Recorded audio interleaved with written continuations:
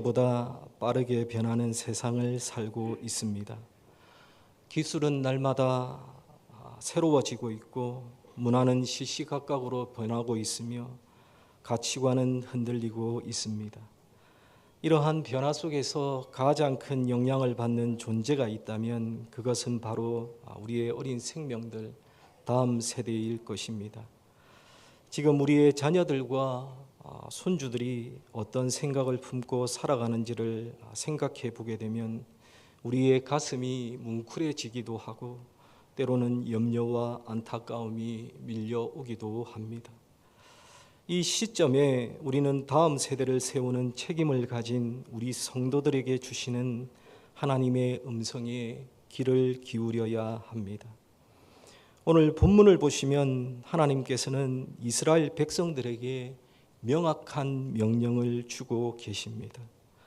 오늘 본문 말씀 5절을 보시면 여호와께서 증거를 야곱에게 세우시며 법도를 이스라엘에게 정하시고 우리 조상들에게 명령하사 그들의 자손에게 알리라 하셨으니라고 말씀하고 있습니다. 여러분, 이러한 하나님의 명령, 이 명령은 단지 먼 과거의 이야기가 아니라 오늘을 사는 우리에게도 동일하게 주어진 하나님의 말씀이며 하나님의 명령입니다. 그래서 오늘 우리는 오늘 본문의 말씀인 시편 78편 5절에서 7절의 말씀을 통해서 다음 세대를 위한 우리의 책임이라는 제목으로 함께 잠시 말씀을 살펴보고 은혜를 나누고자 합니다. 먼저 바라기는 하나님께서 주시는 이 말씀을 통해서 이 시간 우리의 마음이 다시 한번 다음 세대를 향한 하나님의 시선으로 뜨거워지기를 주님의 이름으로 간절히 소원하고 축원합니다. 먼저 우리가 생각해 볼 것은 하나님께서는 세대 간의 신앙의 전수를 명령하셨다라는 것입니다. 여러분, 오늘 본문 말씀 5절과 6절 말씀을 우리 다 함께 다시 한 번 더 읽어보도록 하겠습니다. 오늘 본문 5절과 6절입니다. 여호와께서 증거를 야곱에게 세우시며 법도를 이스라엘에게 정하시고 우리 조상들에게 명령하사 그들의 자손에게 알리라 하셨으니 이는 그들로 후대 곧 태어날 자손에게 이를 알게 하고 그들은 일어나 그들의 자손에게 일러서. 여기에 보시면 하나님께서는 야곱 즉 이스라엘 백성들에게 증거를 세우시고 하나님의 법인 율법 즉 말씀을 주셨습니다. 그리고 그 말씀을 단지 자신들만 지키라고 하신 것이 아니라 자손들에게 알리게 하셨다라고 말씀하고 있습니다. 그런데 여기 5절과 6절의 말씀을 보시면 계속해서 반복되는 두 단어가 있는데 하나는 자손이라는 단어이며 다른 하나는 알리다라는 그러한 단어입니다. 5절 하반절에 보시면 그들의 자손에게 알리라 하셨으니라고 말씀하고 있고 6절에는 후대 곧 태어날 자손에게 이를 알게 하고 그들의 자손에게 일러서 즉 알게 하여라고 말씀하고 있습니다. 짧은 이 두 구절 안에 이 두 단어가 세 번이나 반복해서 나타나고 있습니다. 즉 하나님께서는 하나님의 율법, 하나님의 그 말씀을 던져주시고 그 말씀을 잘 지키라 혹은 그 말씀에 순종하라고만 말씀하신 것이 아니라 그것을 후손들에게 반드시 알리라라고 지금 명령하고 계십니다. 특별히 여기서 알리다라는 이 단어의 히브리어의 원형은 우리가 잘 아는 야다라는 그러한 단어로서 이는 단순한 정보 전달이 아니라 체험적인 지식, 곧 삶 속에서 경험하게 하라는 그러한 뜻입니다. 이는 곧 부모와 교회 공동체가 함께 다음 세대가 하나님을 살아계신 하나님으로 알게 하라는 그러한 책임을 의미하고 있습니다. 그렇습니다, 여러분. 하나님께서는 시내산에서 출애굽 1세대 이스라엘 백성들에게 율법의 말씀을 주신 것은 일차적으로 그들로 하여금 하나님의 뜻에 부합하는 삶을 삶으로써 그들로 하나님의 은혜와 축복을 받아 누리도록 하기 위한 것이었습니다. 그러나 하나님은 율법을 출애굽 1세대의 삶의 규범으로만 주신 것이 아니었습니다. 그것은 오고 오는 세대에 걸쳐서 당신의 모든 백성들의 삶의 규정으로 주신 것이었습니다. 그래서 하나님께서는 출애굽 1세대에게 그것을 자녀들에게 가르치게 하시고 또 그것을 대대에 가르치라고 명령하신 것입니다. 즉 하나님은 세대가 갈수록 신앙교육과 신앙의 전수를 통하여 이전 세대보다는 다음 세대가 신앙적으로 진보하기를 기대하셨다라는 그러한 의미입니다. 사랑하는 여러분, 그렇다면 우리 한국 교회는 이러한 하나님의 그 기대에 부응하고 있을까요? 우리가 우리의 현실을 한번 돌아보면 안타깝게도 그렇지 못합니다. 오늘날 한국 교회는 놀라운 부흥의 역사를 경험했지만 동시에 다음 세대로의 신앙의 계승에는 심각한 위기를 맞이하고 있습니다. 수많은 통계가 보여주듯이 주일학교의 학생 수는 급감하고 있으며 청소년과 청년들은 교회를 떠나고 있습니다.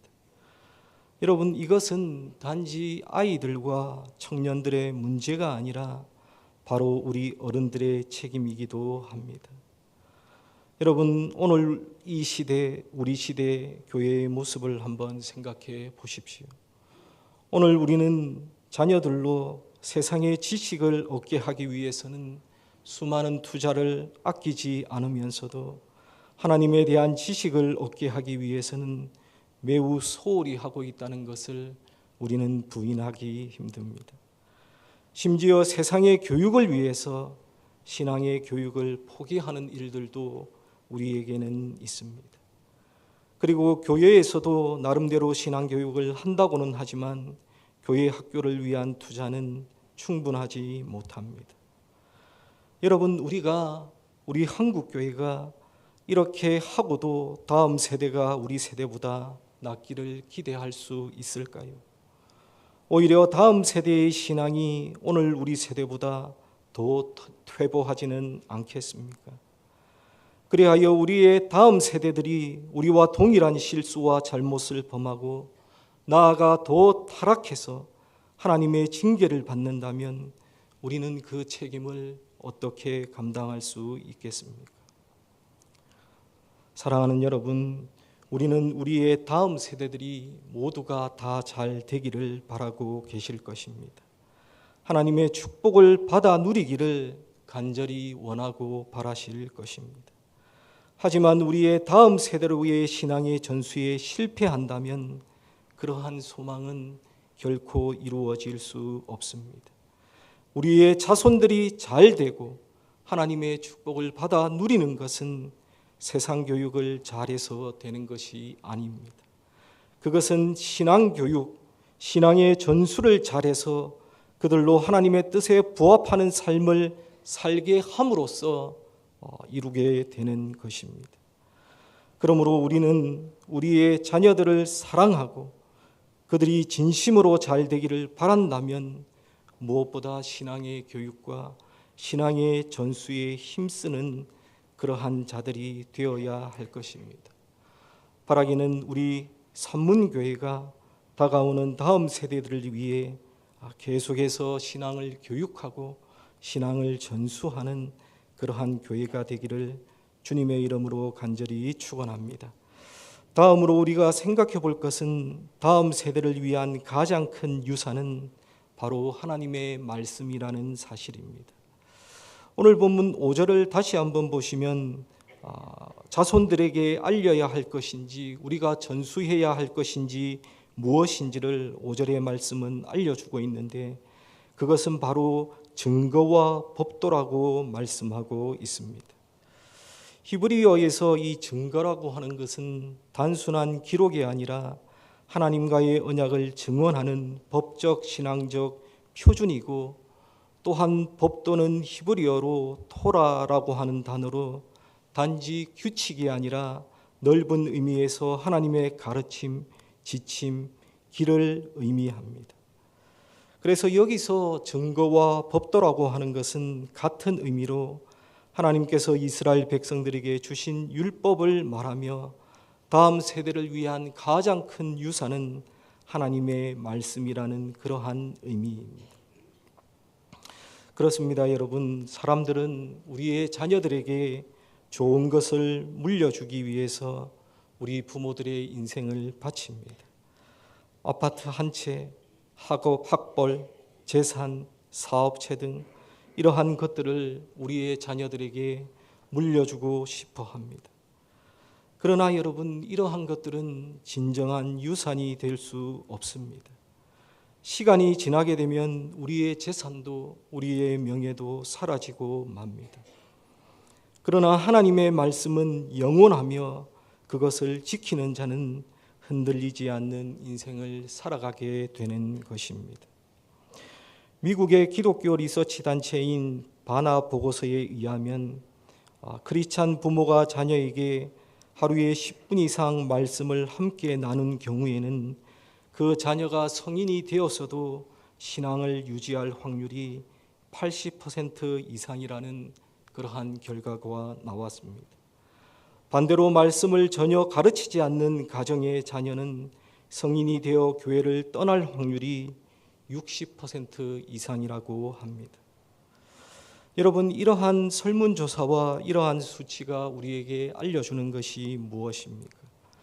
그것은 하나님의 말씀을 가르치지 않으면 자녀는 그 말씀을 절대로 기억하지 못하며, 그러므로 우리는 하나님의 말씀을 자녀들에게 가르쳐야 하며 우리가 다음 세대에게 물려주어야 할 가장 큰 유산은 바로 하나님의 말씀이라는 것입니다.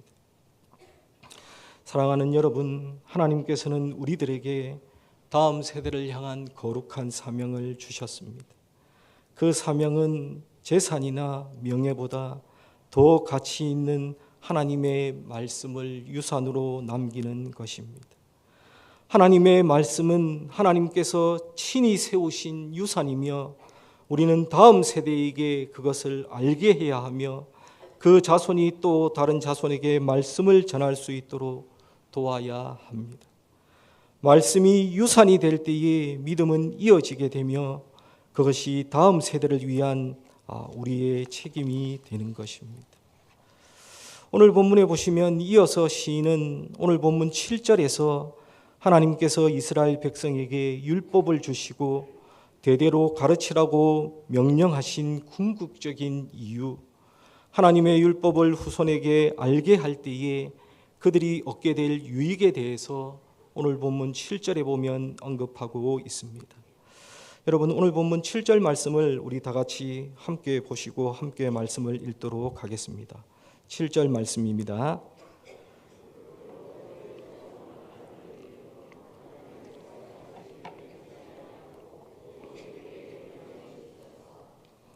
7절을 보시면 그들로 그들의 소망을 하나님께 두며 하나님께서 행하신 일을 잊지 아니하고 오직 그의 계명을 지켜서라고 말씀하고 있습니다.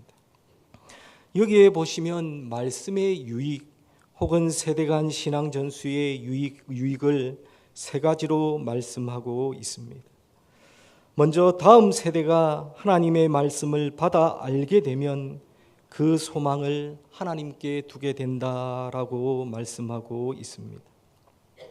여기서 두며에 해당하는 히브리어 단어는 결정하다, 위임하다라는 그러한 의미이고, 소망을 의미하는 단어는 희망이라는 의미 외에도 확실이라는 그러한 의미까지 포함하는 단어입니다. 그래서 이를 감안해서 생각해 볼 때에 하나님께 그 소망을 둔다라는 것은 단지 희망을 갖는 차원이 아니라 그들의 미래에 대한 기대와 소망 그리고 확신까지도 하나님께 위임하는 것을 의미합니다. 즉 하나님의 율법을 가르치고 이를 후대에 전수하는 그 목적은 단순한 지식 전달만을 위한 것이 아니라 다음 세대로 하여금 인생의 생사화복을 주관하시는 절대적인 주권을 지니신 하나님께 그들의 전생애를 맡기도록 함에 있다라는 그러한 의미인 것입니다. 제가 예전에 설교 시간에도 몇 번 언급했듯이 중국 선교의 선구자로 널리 알려진 허드슨 테일러의 신앙과 사역의 배경에는 그의 어머니였던 아멜리아 테일러의 깊은 기도와 믿음이 있었다고 합니다. 허드슨 테일러가 중국으로 떠나기 전 어머니와의 마지막 순간을 그는 이렇게 회상을 했습니다. 사랑하는 어머니는 리버풀까지 나를 배웅하러 오셨습니다. 우리는 내가 6개월 동안 지낼 선실로 함께 들어갔습니다. 어머니는 사랑스러운 손길로 침대를 정리해 주셨고 마지막으로 함께 찬송을 부른 후 무릎을 꿇고 기도하셨습니다. 그것은 중국으로 떠나기 전 내가 들은 마지막 어머니의 기도였습니다. 라고 그는 자신의 어머니를 회상했습니다. 이러한 어머니의 기도와 믿음은 허드슨 테일러에게 큰 영향을 미쳤습니다. 그런데 이러한 허드슨 테일러의 어머니는 자녀에게 항상 다음과 같은 말을 했다고 합니다. 아들아, 너의 길이 보이지 않을 때에도 하나님은 너의 길을 알고 계신단다. 이 말이 허드슨 테일러의 인생을 붙들었고 그리고 그는 중국 선교라는 미지의 길을 걸으면서도 하나님의 소망을 삼고 중국 선교 사역을 잘 감당할 수 있었다고 합니다. 사랑하는 여러분, 오늘날 우리의 자녀들은 어디에 소망을 두고 있습니까? 좋은 직장, 고연봉, 안정된 미래. 여러분, 이런 것들은 중요하고 우리의 삶에 필요합니다. 하지만 이것들은 영원하지 않으며 흔들리고 말 것입니다. 그리고 그것이 흔들릴 때에 그들의 인생도 흔들립니다. 우리의 자녀들이 흔들리지 않는 반석 위에 서려면 하나님을 소망으로 삼도록 우리는 우리의 자녀들을 가르쳐야 합니다. 그러기 위해서는 우리가 먼저 하나님을 소망으로 품고 살아가는 그러한 삶을 살아야 합니다. 그리고 자녀들 앞에서 믿음의 언어를 사용해야 합니다. 아이고 죽겠다. 아이고 못 살겠다. 아이고 힘들어라. 가만 생각해 보니까 저도 자주 하는 말이더라고요. 제 입에 딱딱 붙죠. 저도 이런 얘기 자주 나옵니다. 목사인데도 불구하고 이런 이야기가 자주 나오는데 여러분 이런 말을 할 수 있습니다. 하지만 자녀 앞에서는 하지 마십시오. 우리의 자녀 앞에서는 믿음의 언어들을 사용하시기를 바랍니다. 하나님이 도우실 거야. 내가 기도할게. 하나님께서는 준비하고 계셔. 허드슨 테일러의 어머니처럼 하나님께서는 너의 길을 알고 계신단다. 여러분, 자녀들 앞에서 우리의 삶을 통해 우리의 입을 통해 이렇게 살아가며 고백할 때에 우리의 다음 세대들이 하나님께 소망을 두는 그러한 삶을 살아가게 될 것입니다. 다음으로 다음 세대가 하나님의 말씀을 받아 알게 되면 하나님의 행사를 잊지 않게 된다고 말씀하고 있습니다. 여러분, 우리가 구약에 나타난 출애굽 이스라엘 백성들의 그 삶과 그들의 모습들을 잘 알고 있습니다. 그리고 지금 우리 교회가 묵상하는 생명의 삶 말씀이 민수기의 말씀인데요. 그 말씀을 보시면 이스라엘 백성들이 하나님 앞에서 자꾸 넘어지고 실패하는 그러한 일들이 참 많이 있는데 이스라엘 백성들의 가장 큰 실패는 여러분 무엇이었습니까? 그들이 왜 자꾸 하나님 앞에 불평하고 하나님 앞에 넘어지며 하나님을 반역하고 그렇게 살았습니까? 그것은 바로 망각 때문이었습니다. 잊어버렸기 때문입니다. 애굽에서 구원하신 하나님, 홍해를 가르신 하나님, 만나를 먹이신 하나님의 은혜를 그들이 잃어버렸기 때문이었습니다. 그 결과 그들은 금송아지를 만들었고 우상 숭배에 빠졌으며 불신앙으로 광야를 떠돌게 되었습니다. 그래서 성경은 늘 하나님의 행사를 기억하라고 명령하고 있습니다. 그러면 하나님은 왜 기억을 명령하시고 기억하라고 명하실까요?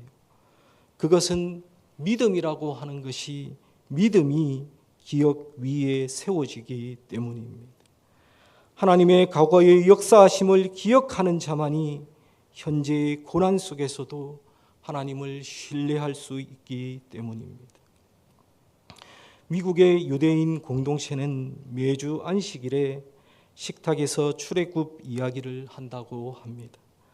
어린아이가 묻든지 묻지 않든지 아버지는 아이들에게 항상 가르친다고 합니다. 우리가 종되었던 애굽에서 하나님께서 우리를 능하신 손으로 이끌어 내셨단다 라고 항상 아이들에게 말하며 가르친다고 합니다. 여러분, 이 반복은 단순한 전통이 아닙니다. 바로 이러한 반복된 가르침 위에 아이들의 신앙의 정체성이 형성되고 그러한 신앙의 정체성을 보여주는 그들의 강력한 유산이 된 것입니다. 사랑하는 여러분, 가정에서 자녀들에게, 교회에서 다음 세대에게 하나님의 은혜를 자주 이야기하시기를 바랍니다.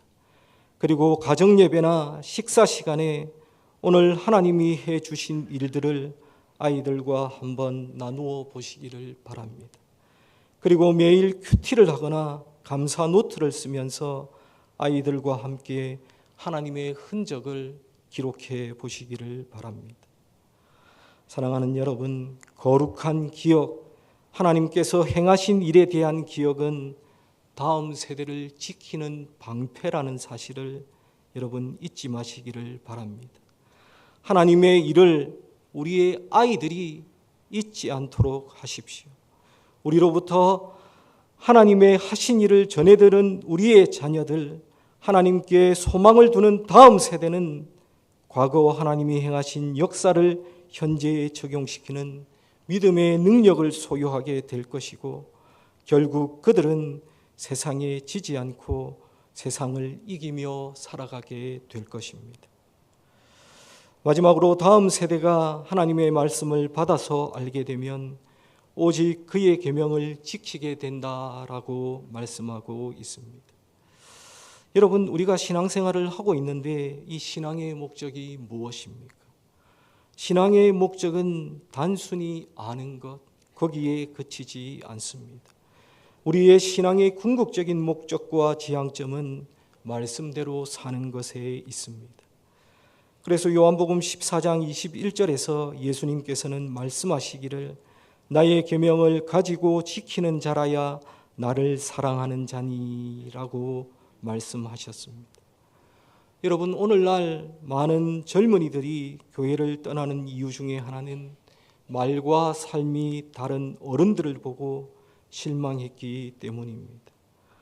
여러분, 우리의 다음 세대들, 우리의 미래 세대들은요, 부모의 설교보다는 부모의 생활을 더 크게 듣습니다.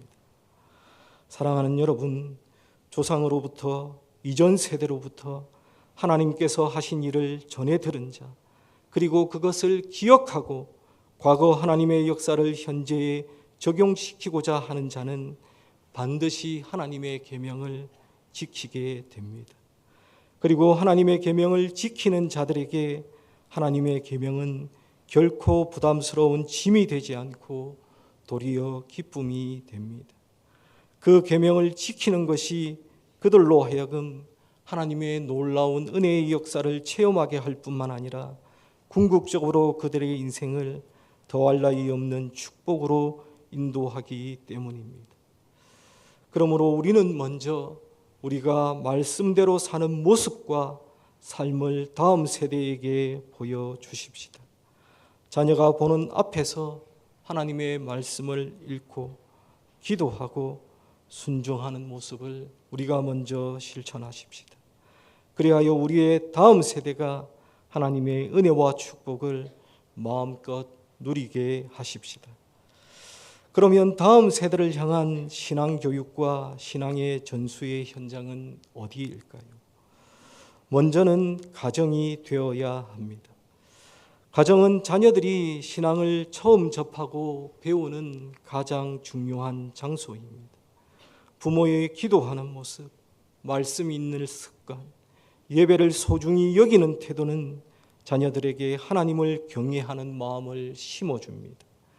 그리고 성경도 가정이 신앙교육의 1차 책임자라고 말씀하고 있습니다.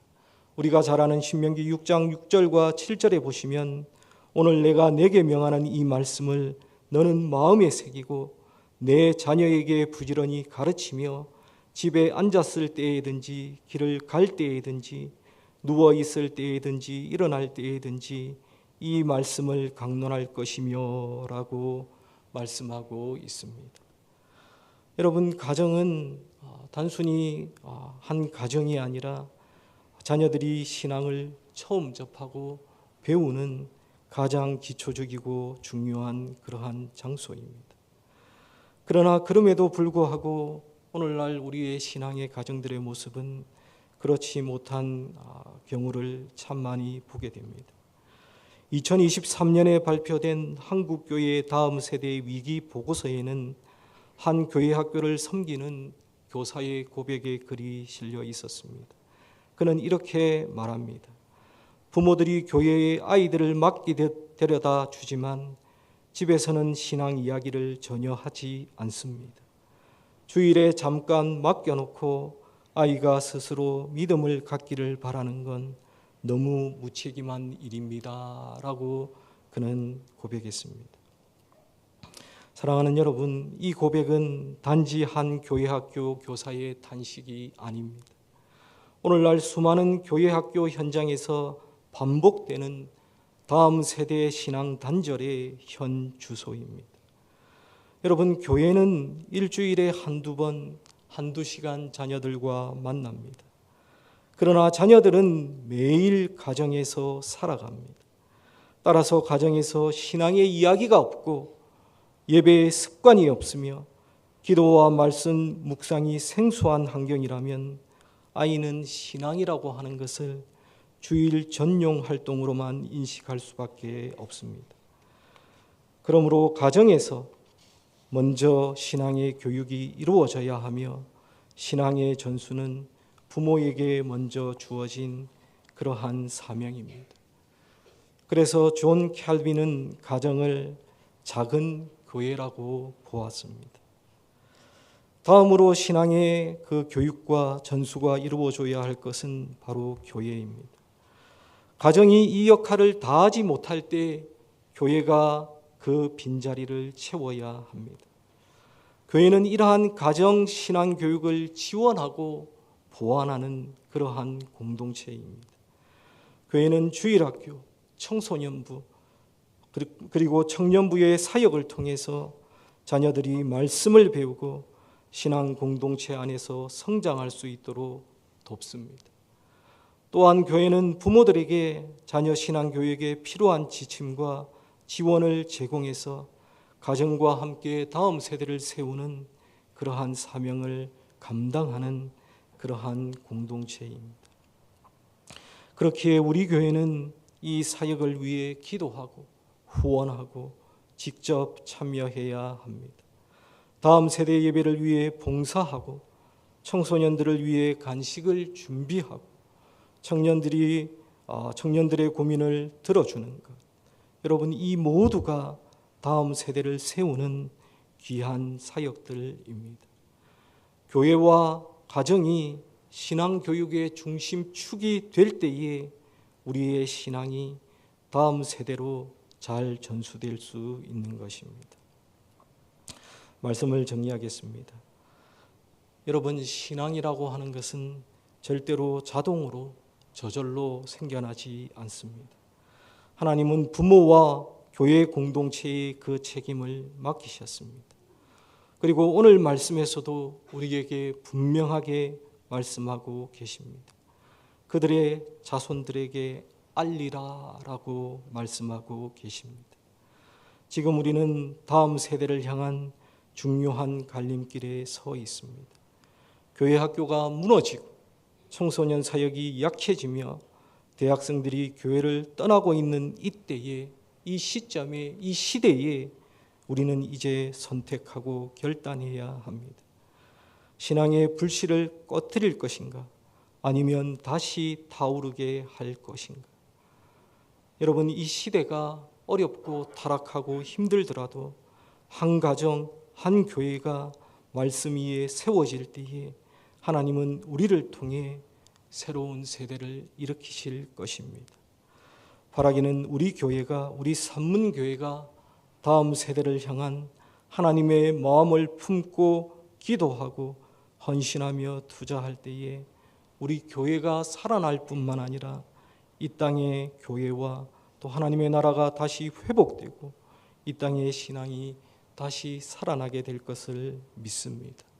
여러분, 다음 세대에 대한 그 책임, 다음 세대에 대한 모든 문제는 바로 우리의 책임이라는 사실을 여러분 기억하시고 다음 세대를 위해 기도하고 헌신하는 이에 우리 교회가 열심을 다하는 그러한 교회가 다 되기를 주님의 이름으로 간절히 축원합니다. 다 함께 기도하겠습니다.